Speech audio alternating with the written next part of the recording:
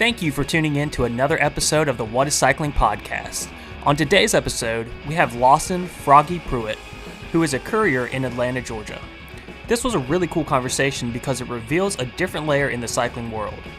We discussed the business, riding with heavy packages, and having guns pulled on you. You heard me correctly. Guns pulled on you. So fasten your seatbelts.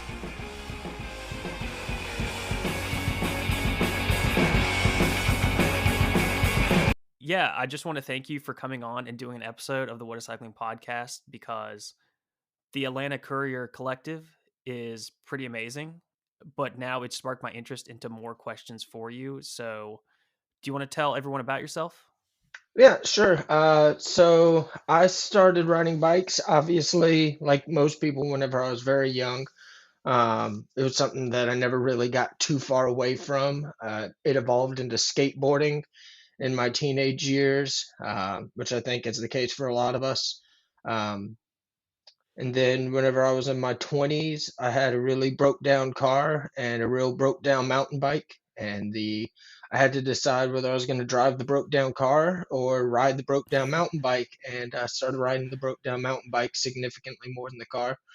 Um, Eventually, I ended up getting a job slinging sandwiches. And from there, I jumped into other quote unquote adult jobs a few times, but always came back to different types of courier work.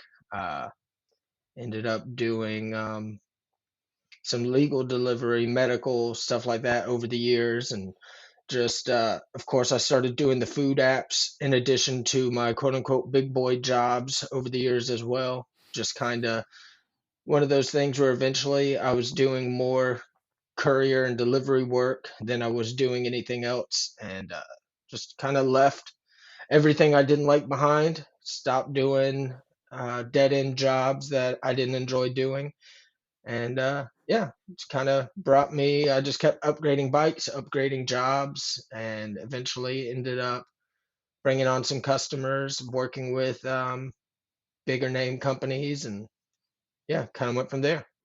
So now, what sparked your interest in skateboarding? Because I was sponsored way back in the day, and I miss skateboarding, but now I look back on it and I'm like, man, that was some of the stuff was so dangerous and all that stuff. So, what originally sparked your interest with skateboarding? um, man, that's hard to say. I remember watching those old 411 video magazines back in the day, Yeah, man, having yeah. getting those CCS. Um, Oh, the oh catalogs, I man, love I, those. I went through there Yeah, always building up a skateboard. I was like, oh, I'll never afford that. And looking back, I'm like, yeah, ah. yeah. Same. I could never afford Um, them. I remember, And the Tony Hawk Pro Skater yeah, of games and course, all yeah. those. That Yeah. that also sparked my interest in like hardcore and punk music.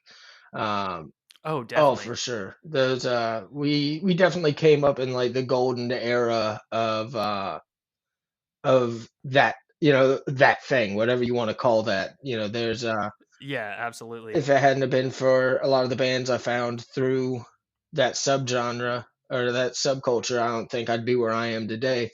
Um, which might be better for me, actually. Not sure. But yeah, skateboarding was such a big part of my life. I was always terrible at it, but I didn't know I was terrible at it. I just fell a lot. I remember I started out with like an old Veriflex skateboard from like the mid 90s and upgraded that, and had a Mike Vallely board from Black Label, I believe.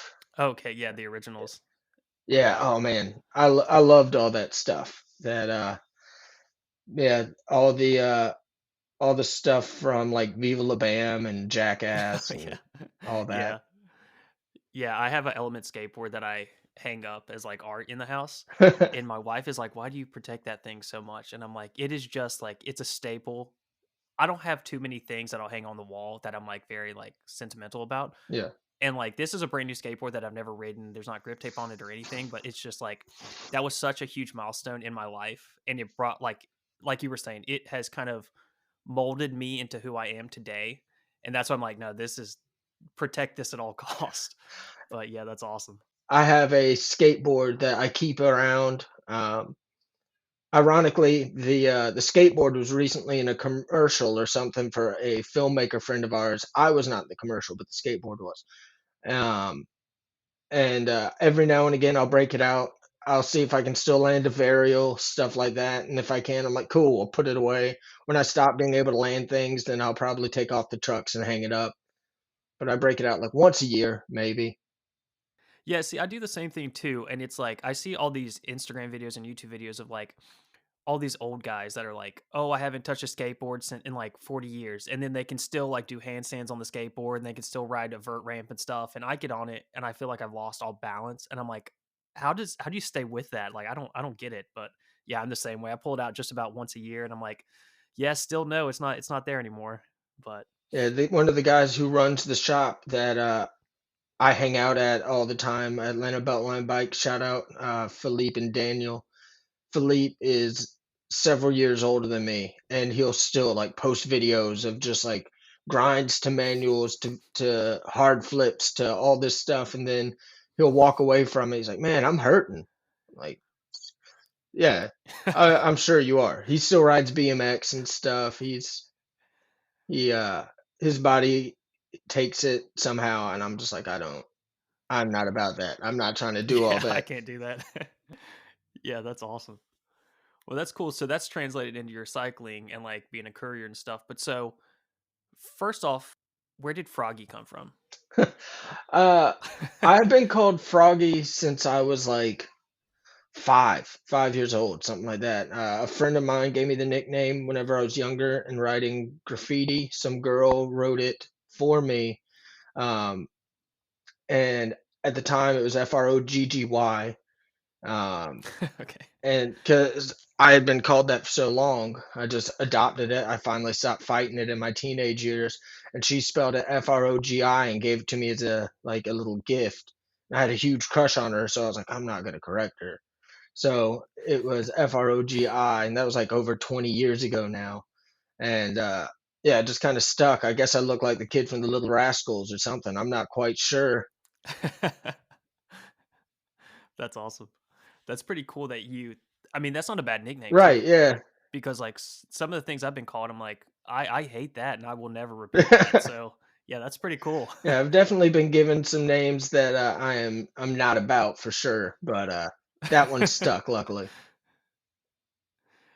Yeah, definitely.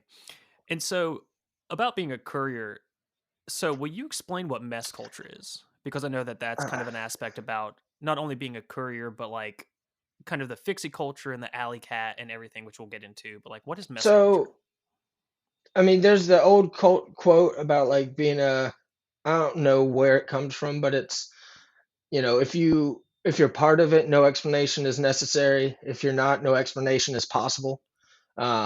And that kind of applies. Like I like that. there's so many layers to it. Um, it's a lot more than getting a package to a place by a time.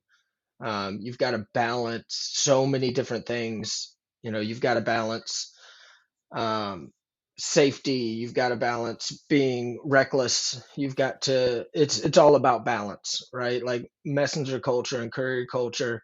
Um, More courier culture now as messenger jobs are fewer and farther between.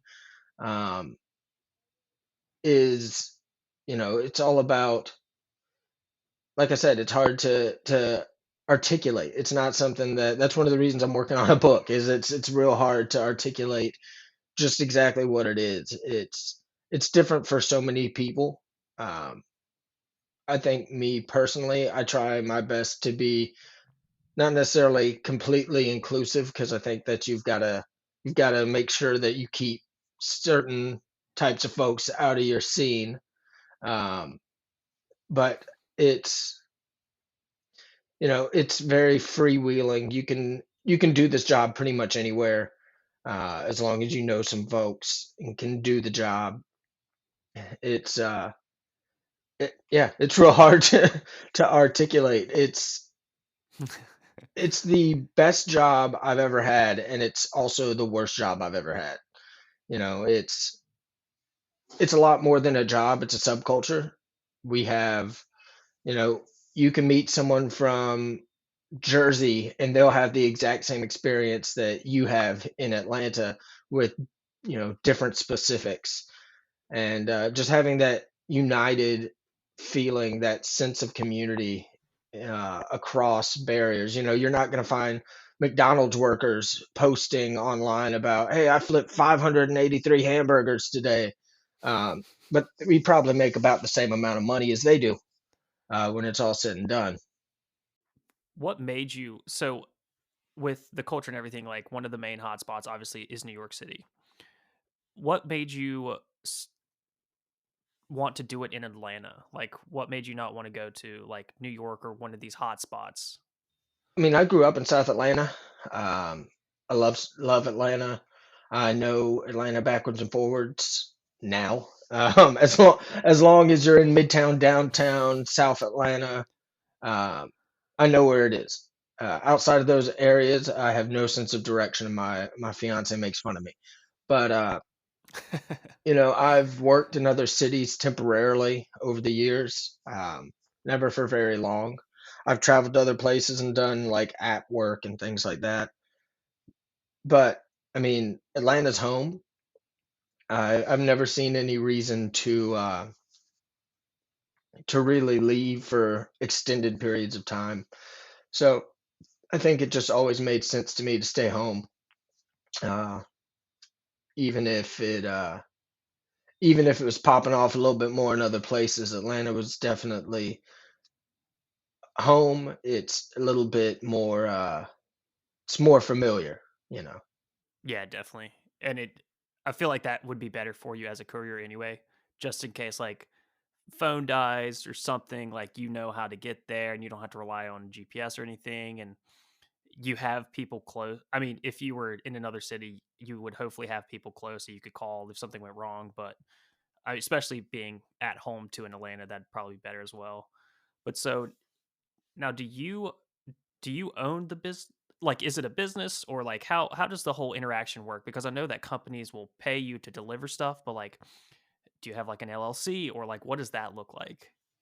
So Atlanta Courier Collective initially started as with the idea of getting everyone together, having kind of collective bargaining power with some companies, and also being a company. It has since then become a kind of like a messenger association, but it's also devolved even further than that since the pandemic to basically be organizing races and sharing work. I work for a larger company that I'm not going to get too much into, but the larger companies that I work for and work with allow me to kind of delegate to who I need to.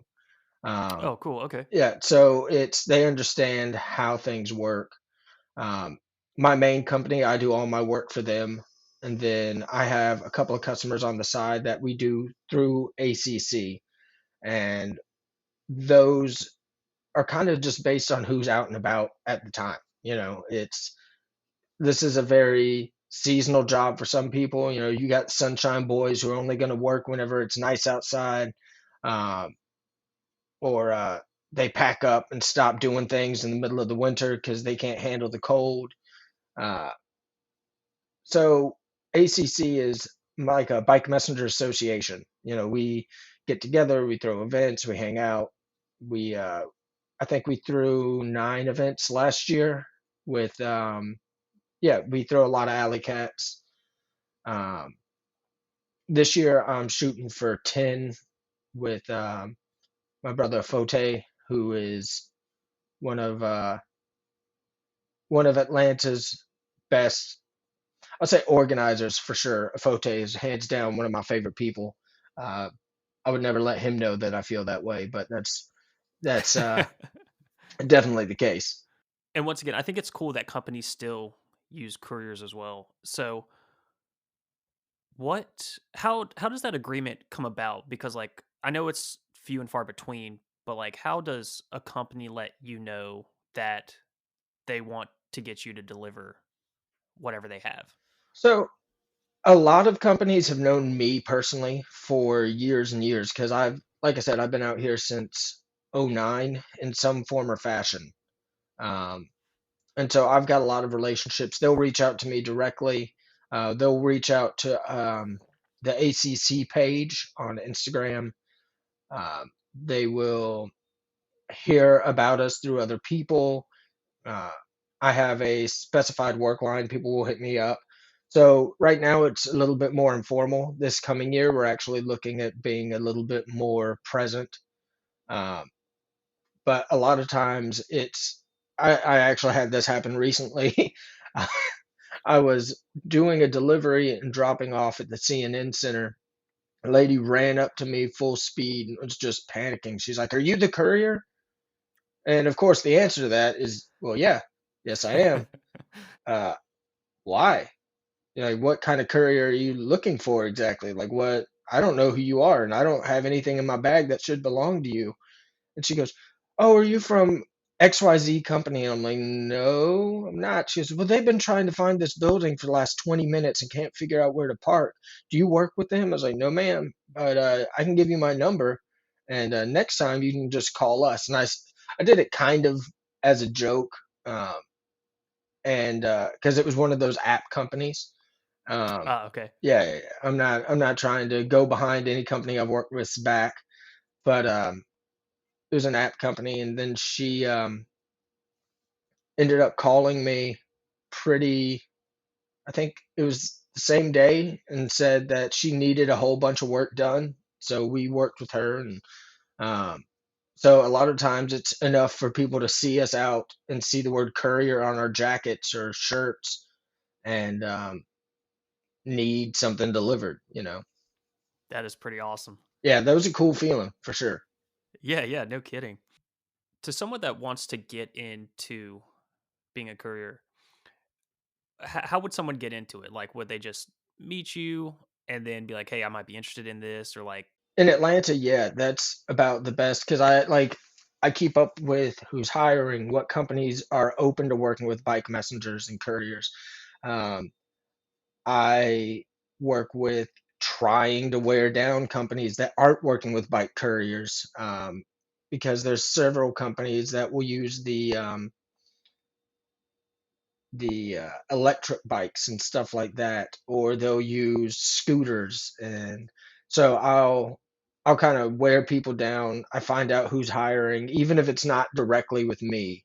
Um, I try my best to just get people on bikes working. You know, like I think that that is, you know, there's so many different layers to that you know you can take pride in, have some sense of pride and solidarity and community. And I think that that is something that a lot of people are missing in their not just work life, but just our culture in general. A lot of people are missing having pride and missing having solidarity and community. And I think being a courier, at least for me, those are big parts of that. yeah, definitely. And that's a good point too about a sense of community. I feel like since COVID, the sense of community and just people being friendly and stuff has really gone downhill. I feel like people are just like, leave me alone. Let me just do my own thing and don't bother me. But Yeah, for yeah, sure. so I think that's a really good thing to have.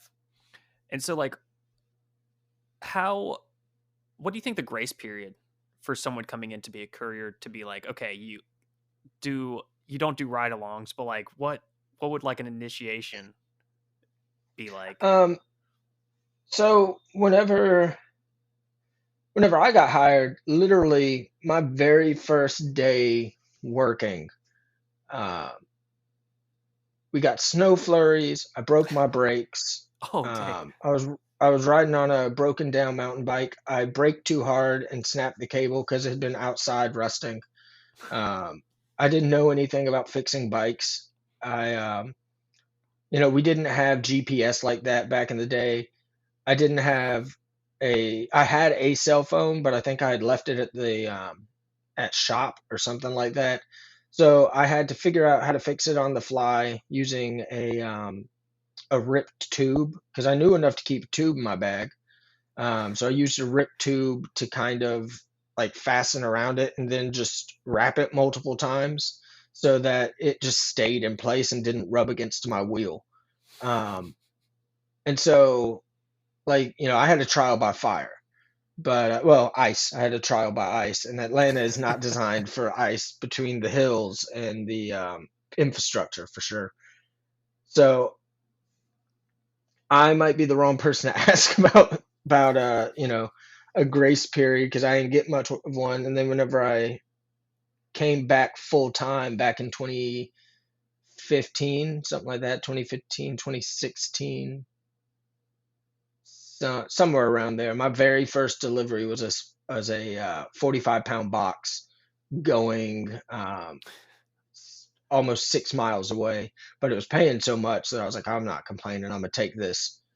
Um, so I mean, it's kind of hard to really gauge that. It's you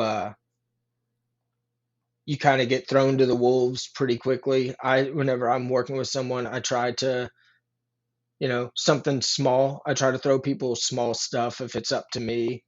Um, when my boy Chad started, I know that I had him kind of tag along a little bit and just see how different buildings do different things because it's also about personalities and knowing what security guard is going to give you trouble, where, what buildings will not allow you to lock up front, what buildings won't.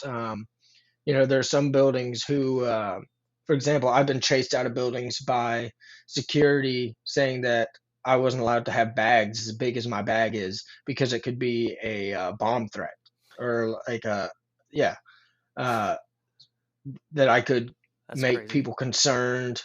I've been kicked out of I've had people try to kick me out of buildings because they thought I was homeless because we have giant bags and it's wet outside.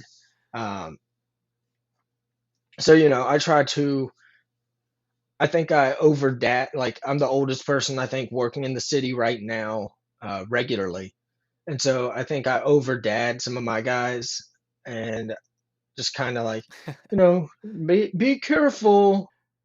So now you said that you had to carry 45 pounds. What is like, what's the heaviest thing that you've ever had to haul? Or was that it?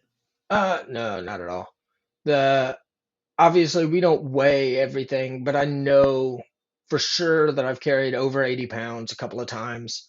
Um, I've carried glass sculptures um, that were going from well, they call it West Midtown now, to Georgia State. Oh my. And Um, like, how do you do that? yeah, I mean, I have different bags for different days. You can't see it too well, but I've got like a little collection of bags up here.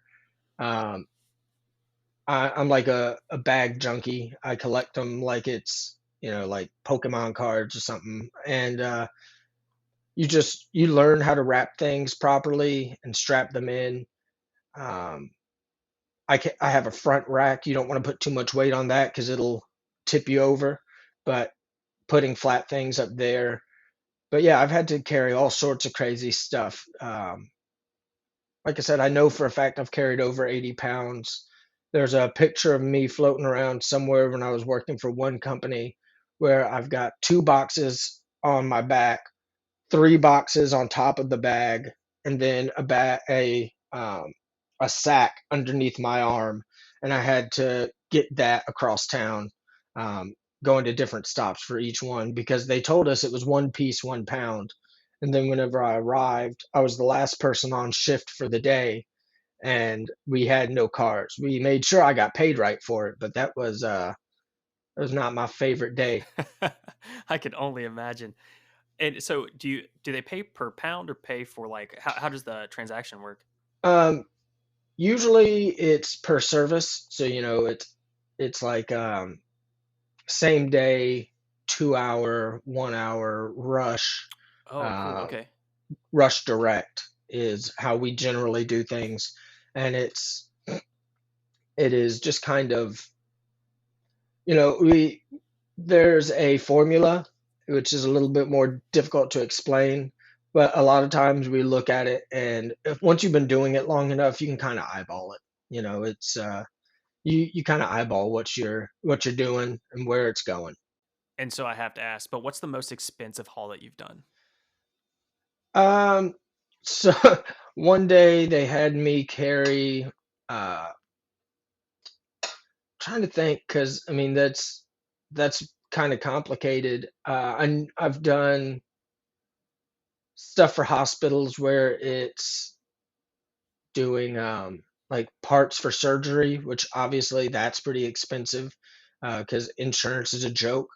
Um, I've done diamonds, I've done jewelry. Like I said, I think that probably the most nerve-wracking the thing that I've ever done was glass sculptures. Um, I can imagine, yeah, yeah. that was a lot of that was I think that haul was 3.5 miles and it was like 60-ish, 70-ish pounds. Um, and I accepted it, got there, and there was like a huge storm coming through. So the chance that anyone else could have gotten it was real low. So even though I usually don't do something that heavy that far, I was like, well, let me go ahead and get it because otherwise I'm not going to make enough money for the day. And so, like, in that instance, like, let's say that maybe you wipe out and the glass structure breaks. Like, is there how does that happen? Do you have insurance on you or like the company or like what happens? The company, so we have it by package. At least for that company, it's by package. Um, and I generally, I mean, I don't fall. You know, I I've had I've been hit. I've had guns pulled on me. I've had um, cars intentionally try to hit me. I've been run down, but knock on wood, none of them have been serious enough to take me out. You know, for extended periods of time. But it's in those instances you just hope it doesn't happen, you know. That's all you can do. um, but yeah, we do have insurance through things and we make sure that everything is uh, on the up and up insurance wise. And so, having a gun pulled on you, I've known a few people that have had guns pulled on them and like been run down and stuff and like almost hit with cars. That's happened to me numerous times and stuff. Was there ever a point where you're like, maybe this job isn't worth it? Not in those moments because your my adrenaline is so high. Like whenever one of the times I had a gun pulled on me, I thought they were throwing a tin can out the window, so I actually swerved towards them to like bat it back at them. Um, and I think that freaked them out because they immediately like it took me a minute to process what was happening. Um, and so there've been lots of times where I'm like, man, I don't want to do this. But it's never been in those moments, you know, like when I don't want to do this, it's when I'm waking up a little bit late and I ate too much the night before and I'm regretting that burrito where I'm just laying in bed. I'm just like, "Ah, I don't want to do this." But once I get up and moving, you know, it's great. You know, like I said, it's the best job I've ever had, which is why I've stuck with it. Um, and you know, if the worst thing I've got to deal with is almost dying occasionally, I'd rather almost die a few times a month than have my soul dying every day. When you put it like that, yeah, that's a pretty good it's a pretty good sell. A few times a month than every day. Yeah, I would take those odds too. But so how many miles would you say that you ride on average a day? Because then how the next question is like when you're spent, do you just like get to take off and take a rest day or do you still have to just go in and push in the miles and just slug it out? So I ride anywhere from 30 to 70 miles a day on average. Um, lately, it's been a little bit less, but that's just because one of my main clients has been shut down for the holiday break, and they're back in session this coming week. So I'll be back to 50, 60 miles. But yeah, when you're spent and it's rainy and you're tired, yeah, you can technically take off in theory, but in practice you can only do that so many times. So I don't take off. unless there's an actual emergency. Because if you're, this isn't the kind of job for people who are going to get tired. You know what I mean? Like this isn't. I think a lot of people have this idea that riding a bike is all sunshine and unicorns, but anyone who's bonked can tell you that ain't the case. It's like, I've done bike packing where day two I'm spent, but you still have to keep moving because you've got to get to the next destination. That's where you're staying. Um, or someone's going to be freaking out trying to meet you with supplies or whatever. And being a messenger is kind of like that, where you've got to keep going, no matter what. There are some days where I'll have 5 or 6 stops next to each other. I'm like, man, I'm gonna walk these. I'll lock up and walk them, come back to my bike, eat while I'm moving, and keep going. But yeah, you got to keep moving. You got to keep going, even if you don't feel like it. Yeah, that's tough. You guys are really tough. I don't know if I could do that. But so with the Atlanta Courier Collective, have you always done photography, or did you pick that up for the ACC? So I think nowadays everyone thinks they're a photographer because Instagram exists, and I it's second that. yeah. And so my ex-wife was a photographer. I got really I was really attached to the idea that you're not a photographer unless you're a photographer, like unless that's like your thing. Yeah. So for Yeah. years, I didn't take pictures of anything. And then several years ago, I started taking pictures of, look at this ridiculous thing I had to deliver.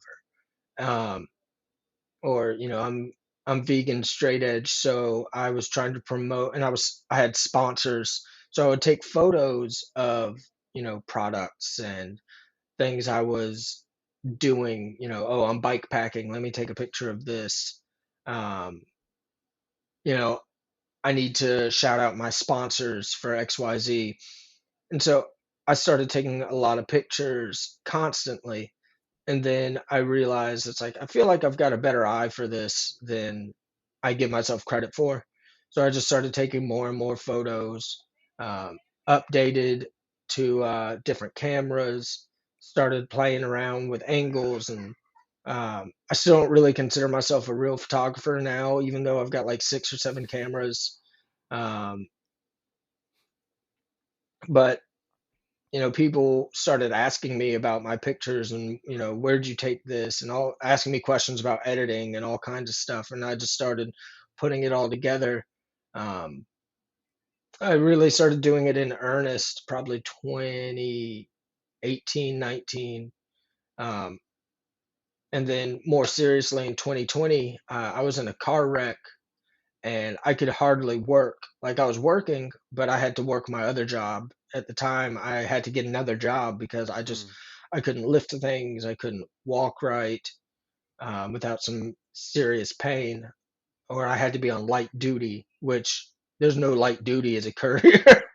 um, because they a customer can say something's 1 piece, 1 pound, and you show up and it's 3 boxes. Um, or it's, oh, we gave you directions saying that it's going a half mile away, but it's actually going 6 miles east, and so I just kind of got more into documenting other people working, um, kind of living vicariously, taking photos when people weren't paying attention, finding old film cameras and old expired film, and just taking pictures of other people working. And I started realizing that I enjoyed that a lot. Like I never like taking pictures of myself or bragging. So being able to take pictures of other people and help them feel, a sense of community, a sense of accomplishment. Because, no one's going to celebrate that, hey, you picked up from that chicken sandwich shop and delivered it without spilling those drinks. Or, hey, you did real good getting those documents to the courthouse on time. So, um, I was inspired by guys like Shardy from Track or Die, who's an awesome photographer, um, to just keep at it and taking more pictures. And yeah, I mean, I've always been into capturing images, but not necessarily sharing them. Yeah, that's one thing I really like about your Instagram too is just all the photography. And I mean, who doesn't love bikes? Right. But seeing like the kind of backside of everything too, like seeing people in that moment. Cause yeah, it's not staged. Like people aren't posting up smiling and all that stuff. Like it's like a genuine moment. And it's just really cool to see because a lot of people don't really do that. Yeah, And yeah, I mean, it's just what drew me into your Instagram pretty well. But I appreciate that. yeah, absolutely. And so now I want to get into the next part. And the next part is alley cat races. And this is one thing that I have never done, but I spend a lot of time on YouTube watching hotlines and alley cat races. And so will you explain to the listeners what an alley cat race is? So it's a easiest way to explain it is it's an unsanctioned race with a bunch of morons that all want to go way too fast and do dumb things and go across the city. Usually for bragging rights and like a t-shirt. Um, we obviously we try to soup it up a little bit more than that, and there's a very rich history behind it. Um, there are dudes like Tone who's been throwing alley cats forever. Um, I just and Dean and the guys from the Spindle. Matt brought Nax here in 2011, which I think was my very first experience with alley cats. Was seeing all the messengers in town for Nax, not knowing what it was. I wasn't even involved. I just was just around. And remember, I think I went to a punk show, and it was like the after party for it, and I didn't know what was going on. Um, yeah, and so alley cats are essentially unsanctioned races. There's a bunch of different formats. You're you race across the city. Sometimes it's sprints, sometimes it's checkpoints, sometimes it's challenges, sometimes it's riddles. There can be all kinds of different formats. I've seen it done a lot of different ways, but it's a lot of fun. Alley cats are one of my favorite things to do to throw.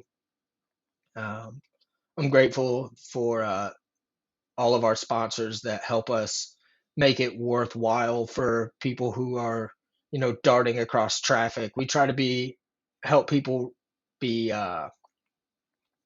as safe as they can be and not take it too seriously. But if you're going to take it serious, you're going to take it serious. Yeah. Yeah, Um, absolutely. but yeah, alley cats are definitely a big part of the culture for sure. And one thing too about alley cats, and correct me if I'm wrong, but you don't know the checkpoints or the like finish line or anything until it starts, correct? 90% of the time, yeah. Oh, okay. We have a few events that everyone knows where they're going ahead of time. Um, Hmm. like we do Peachtree Bash, which is from downtown up to Buckhead, so through Midtown, through Uptown to Buckhead and back, and everyone knows what that one is. You can also be, we've got a few staple races that everyone generally knows, but the thing is if you don't know ahead of time from having done the event, then you don't know, and I'm not going to tell you. I like it. And so do you, and once again, never been to an alley cat, never done one. Only watched a crap ton of YouTube videos about it. But so is it the same starts too where everyone has to set their bike down and then you have to run to your bike and then you can start? Everyone does it a little bit differently. I will sometimes have we've locked bikes to each other. We have hidden bikes. That's a good move right there. Hiding We bikes. Yeah, Yeah, hiding that's a good bikes. move. We've hidden people's bikes. We have made people take off one shoe uh, to handicap everyone. We have waited till everyone's looking at their manifest and just randomly screamed "go," and just they have to immediately go from there. Um, there's all kinds of stuff you can do. But yeah, just trying to catch people off guard. Um, That's pretty awesome. yeah, because it throws everyone off balance a little bit. Have you ever done one where you have to use someone else's bike? No, but we have the rung what you brung category at some of them where people show up on like bikes you wouldn't expect to participate in events. That's cool. I've had people race our events on, rental bikes, stuff like that. Oh, like the city bikes or whatever? Yeah, Oh, that's really funny. That would be insane because I've only ridden one in New York City, and yeah, I was like, I don't know how people use these every day. Like I like having my bike that I'm used to, not these things. yeah. It's a bizarre feeling. I'm not a huge fan of the rental bikes. Yeah. Yeah, same. And so how does I know that because you're in like in this group and everything and in this culture, the word of mouth, but like how do you allow like outsiders to come in and do these alley cat races, Yeah. or how do you promote the races and how do you get the information out there? Well, in Atlanta, the courier community is so small. It's basically me. Every now and again, another company will hire a bike person for a little while. Um, but like old heads and like old school couriers left, it's me. And then a bunch of food app delivery people and whoever works with me. Um, so we wouldn't have participation hardly at all if we didn't open it up. So yeah, we personally open it up um, to whoever wants to do it. I'm a very lucky person in that I get a lot of community support. A lot of folks show out for us, not just sponsors. I mean, we've been really lucky to have some amazing sponsors the last couple of years. Um, but we've got people that will show up even after having surgery and they can't ride just to support. Um, we're real lucky that we got a bunch of fixie fools, we got a bunch of super commuters, gravel grinders, all come out to these events, um, and then they support what we're doing. Um, that's also how we get customers is just these bike people mentioning our name and how saying, hey, my buddy Froggy and his friends move things to places. You should use them, which is always a cool feeling. Is that the tagline? Yeah, yeah, yeah. That's the Yeah, official tagline of the that's company. awesome. It's Froggy and friends move things to places. It's I very love that. professional. That's awesome. And so so you were just saying that you don't a lot of the alley cats like it's strictly fixies, but you don't require people to use fixies. You have like different categories. I mean, there are alley cats who are like fixed gear only.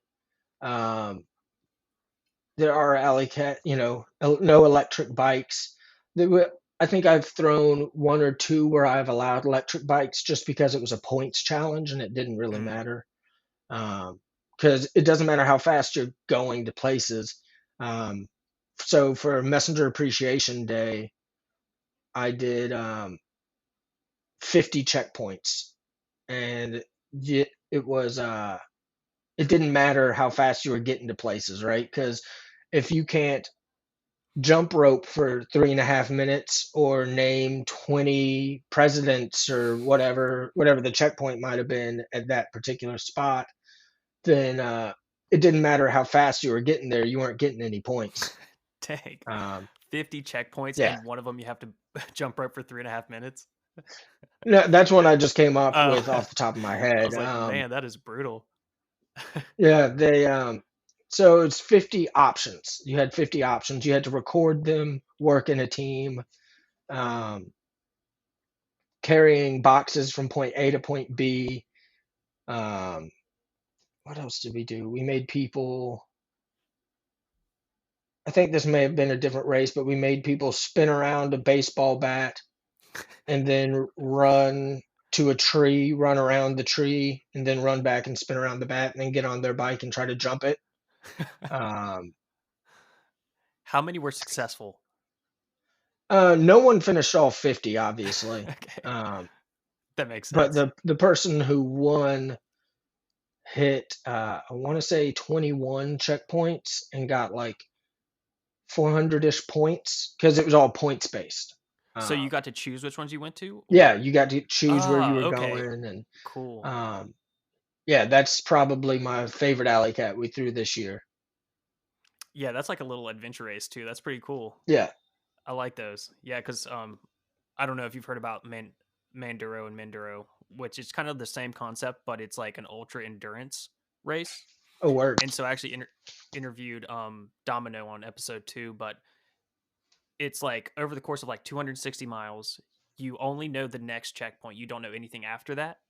And so it's like really intense. Like we've had to like pole dance or take a picture with a little puppy for adoption, or like just do random stuff, or go into the woods and find these checkpoints and scan this QR code to go to the next Yeah. one. Like I like those style of things just so you don't know the entire race and it's not a set time. It's pretty much you're racing other people, but it's you versus you. And that kind of aspect I really like. But yeah, Domino's a twisted, messed up man.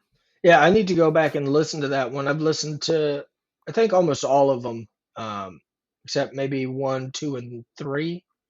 Okay, yeah. Yeah. Yeah, absolutely. So I've Yeah, kind it of comes listened together. out of order. And nothing wrong with that. Nothing wrong with that at all.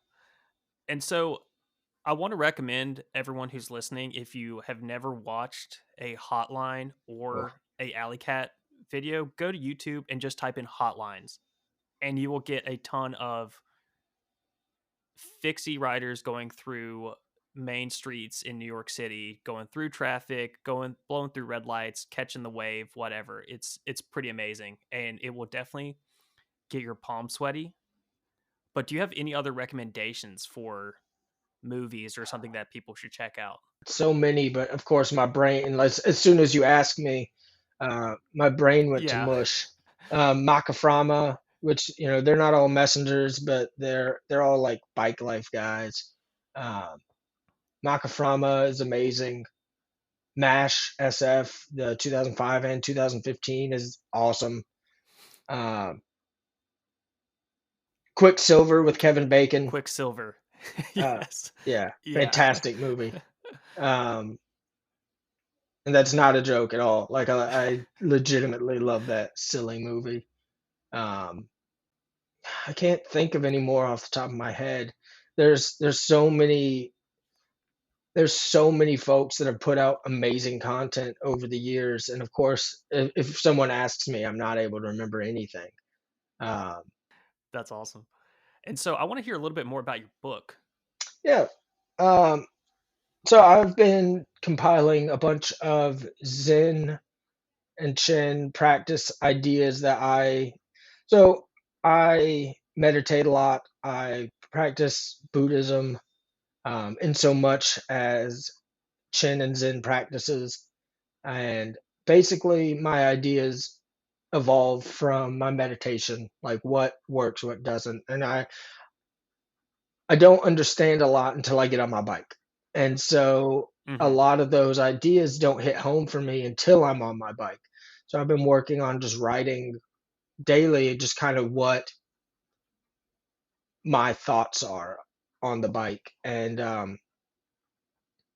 it's it started out very, kind of, it was something I was just doing, and then I realized more and more I was doing it in a way that I was writing to someone other than myself. It wasn't, Hmm. it was trying to make sense of things around me. It was not necessarily advice, but it was just kind of how to make sense of the stuff around me. And it's basically Zen principles that I've learned while being on the bike for work. Yeah, that's pretty cool because I mean I can attest to that too. Like I do a lot of like prayer on the bike because it's just like it's time of like mental clarity for me, and it's like a time of realization and stuff, and like no matter what problems I'm having and all that stuff, like I can just go out on the bike and it just seems to all make sense. Like I don't have a worry in the world. If I'm having an issue, I can just go out there, bike about it for a few hours, and then I'm like, either I realize it's not that big of a deal, or I know how I'm going to try to handle the situation. So the bike for me is like a meditative mental clarity detox kind of tool, but also it's fun. So you can't beat it. Yeah, for sure. But that's awesome. And when is that going to come out? Eventually. I've That's been awesome. working on it for a while. I just finished up writing with Carol Adams, who wrote The Sexual Politics of Meat back in, I think it was the 80s, and she's Mm, doing a book on veganism and cycling. I just finished up a little excerpt with her a couple of months that's ago. cool. So after I finished up with that, I started focusing back on writing my own stuff. So now it's organizing it, getting it put together. I'm probably going to end up self-publishing. I'm going to put out 5 or 6 copies where I'm binding it myself, and it'll have some handwritten stuff in it, maybe some Polaroids and like prints and stuff that aren't going to be in the original. And those will be sold so I can fund actually getting it done um, That a is little bit awesome. more professionally. Yeah, that is really cool. I really like that idea. Like 5 unique. It's kind of like a journal. Right, exactly. Yeah, I'm gonna put some Yeah. handwritten stuff in there, and um, yeah, because a lot of my stuff is I write whenever I'm working, and it's it's a little rougher than this because my handwriting is trash, but it's a little bit rougher than what I'm writing in my notes on my phone. So just a Hmm. couple of pages from that tossed in and bound in with nicer pages. So do you log your days and like your deliveries, or like are you just doing like mental notes and like rel- uh revelations and everything like that? I just kind of do stream of consciousness, focused on one thing. Because, like I said, there's nothing special about what I do. Uh, I'm one of thousands of people who do this, but it is uh, the lessons I've learned from it. I feel like I could have greatly benefited from long before I was doing this. So hopefully that's what someone else can use it for. Yeah, that's awesome. Can't wait to read it. Do you have any shout outs or sponsors you'd like to give a holler to? Absolutely. Spindle here locally is they hold it down. They help me throw alley cats. They are a huge part of the community. Also, Atlanta Beltline Bikes, which they've always been a big staple for me. Origin 8 through my team, the Outsiders Bicycle Club, which I know you're very aware of. Uh, Ogus Bags. Which I always feel like I'm mispronouncing that. He makes almost all of my bags these days. I have 5 pieces from him that I carry pretty much every single day. If it wasn't for him, there would be I would definitely have significantly less storage space in my big bags. Um, I already said Outsiders, but the heavy pedal through Outsiders help me keep my butt dry and help me not ride naked or ride chafed. So those guys, all the old heads who came up before me and put me on game. Because honestly, if it wasn't for older dudes doing this, I wouldn't have any blueprint to work from. So very grateful for guys like Dean and Opie and Matt here in Atlanta for helping keep this thing alive. That's awesome. Yeah, shout out to all those, especially outsiders. You guys are awesome. And just, I think one last question I have, because I feel the same way. What is up with like the whole stigma is like women love purses, women love bags, but I think men do too, because I have so many. And just like you were saying, you have a ton too, and like you can't help it. I can't help it either. What is it about like cool cycling bags? I don't know, man. Like I've got everything from frame bags from my boys at the Spindle to like old Manhattan Portage bags from the '90s. Uh, I've got a screaming baby. I don't know if y'all can hear that. Um, Old vessel bags, old collectibles from companies that are no longer around anymore. Um, there's just something very satisfying about being able to fit everything you need comfortably. And when it comes to my oversized bags, being able to carry Um, there's a huge price point in being able to say, yeah, I just carried that 70-pound box across town in my bag, you know. Um, I don't know, I think I probably have more bags than the average person for sure. Yeah, it's like if you count all the frame bags that I have, and then like I have some Timbuktu sling bags and like some Osprey like backpacking, like laptop bags, like all sorts of bags that I don't need. Like I can't even go into stores just so I won't buy one. But yeah, so are your bags like the huge carrier bags? Are they like one offs or So I have a one vessel workshop bag that they were quote unquote mass produced, but he only produces so many a year. Um, and nowadays he's not really making bags, I don't think. Um, I got one of so that one they're mass produced, but they're still limited. And then my boy Augustine. I'm always questioning if I'm pronouncing that correctly. I want to show him the respect he deserves for sure. He several years ago hit me up asking. I found him somehow, and he was making small pouches, and he sent me like a tool pouch, and then uh, he sent me a couple of tool pouches and then a hip pouch that I think he sent me the hip pouch, but he just makes so much cool stuff. His He runs a company called Ogus Bags, and they're one-offs. He's made them for me. He mass produces as well, but everything is still handmade. Um, it's him and like two other guys that make everything. Um, it's been and how do you spell that? Augas. Bags is his company name. Um, Awesome. but yeah, he does a lot of cool stuff. I'm actually going to be working with him soon to make another ridiculous big bag because, as you mentioned, uh, can't get enough bags. It's a problem.